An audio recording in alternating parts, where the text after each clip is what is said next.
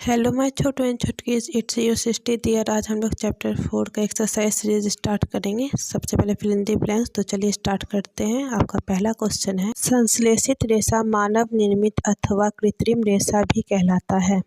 Second question, सूती वस्त्र जलने पर कागज के जलने जैसी गंध आती है, जबकि नायलॉन से उबलती हुई फली के समान गंध निकलती है। थर्ड क्वेश्चन है, सूती और नायलॉन के वस्त्र को फाड़ने पर सूती वस्त्र आसानी से फटते हैं।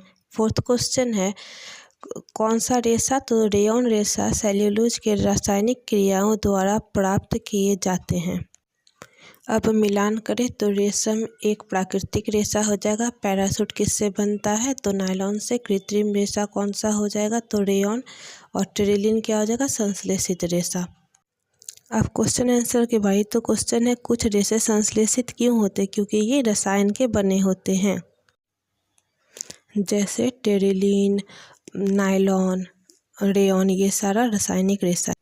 आपका नेक्स्ट क्वेश्चन है, नायलॉन रेशे से निर्मित दो वस्तुओं के नाम बताइए जो नायलॉन रेशे की प्रबलता को दर्शाते। तो पहला तो पैराशूट हो गया, और दूसरा पहाड़ पर चढ़ने के लिए जो रस्सी का प्रयोग किया जाता है वो भी नायलॉन रेशे का बना होता है। आपका नेक्स्ट क्वेश्चन है, रसोई घर में संश्लेषित वस्त्र पहनने की सलाह नहीं दी जाती। क्यों? क्योंकि संश्लेषित रेशा जो होता है, या संश्लेषित वस्त्र जो होता है, वो आग को आसानी से पकड़ सकती है।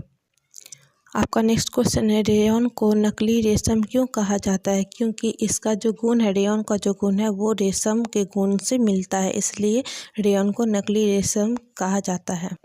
आपका नेक्स्ट क्वेश्चन है, संश्लेषित वस्त्र गर्मी के मौसम में आरामदेह नहीं होते हैं। क्यों? क्योंकि हम लोगों ने पढ़ा था कि संश्लेषित वस्त्र जो होती है वो ऊष्मा का और प्रकाश का सुचालक होता है, तो गर्मी के मौसम में हम लोगों को अधिक गर्मी लगती है संश्लेषित वस्त्र पहनने से। अब नेक्स्ट है, रेशे का नाम बताना। तो पहला क्वेश्चन है, जलने पर जलते हुए कागज के समान गंध कौन देता है? तो सूती कपड़ा जो है, सूती रेशा जो है, वो जलने पर जलते हुए कागज का गंध देता है। नेक्स्ट, जलने पर जलते हुए बाल का गंध कौन सा रेशा देता है? तो वो रेशम का रेशा है जो जलने पर जलते हुए बाल का गंध देता है। थर्ड है, जलने पर उबलती हुई फली का गंध कौन देता है? तो नायलॉन। और नायलॉन जो है वो अज्वलनशील होता है।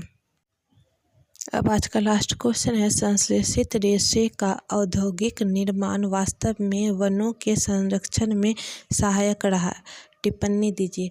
तो जब हम लोगों ने देखा था कि जब इंसान अपने शरीर को ढकना शुरू किए थे, तो वे लोग जंगल से टहनी को काटकर, जो टहनी कमज़ोर रहती थी उससे काटकर अपने शरीर को ढकते थे, या पेड़ के छाल को काट के ढकते थे, और उसका टोकरी भी बनाते थे टहनियों का। तो इस तरह से क्या होगा कि अगर हम लोग पेड़ को काट के अगर कपड़ा बनाएंगे तो वृक्षों की संख्या घट जाएगी, और इससे क्या होगा, हम लोगों का वातावरण और भी ज़्यादा प्रदूषित होने लगेगा। क्योंकि पेड़ पौधे ही जो हैं हम लोगों को कार्बन डाइऑक्साइड से बचाते हैं, कार्बन डाइऑक्साइड को लेकर ऑक्सीजन में बदलते हैं। और हम लोग जानते हैं कि वनों को पृथ्वी का फेफड़ा भी कहा जाता है।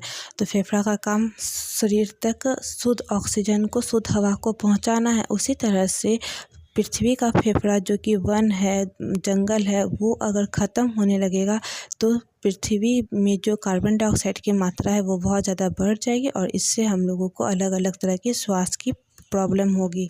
और क्या होगा, ग्लोबल वार्मिंग जैसी समस्या और भी ज़्यादा बढ़ेगी। और हम लोग जानते हैं कि पौधे की जो जड़ है वो मिट्टी को पकड़ के रखने में मदद करती है। अगर जहाँ पे मिट्टी है तो वहाँ पे पानी भी रहेगा। अगर मिट्टी गायब हो जाए तो पानी भी ख़त्म। तो पेड़ हम लोगों को मदद करती है। आप लोगों का चैप्टर 4 भी कंप्लीट हो गया। अब चैप्टर 5 का बारी, तो उसका भी प्लेलिस्ट बना के मैं यूट्यूब पे डाल दूँगी, उसे भी आप लोग पढ़ लीजिएगा।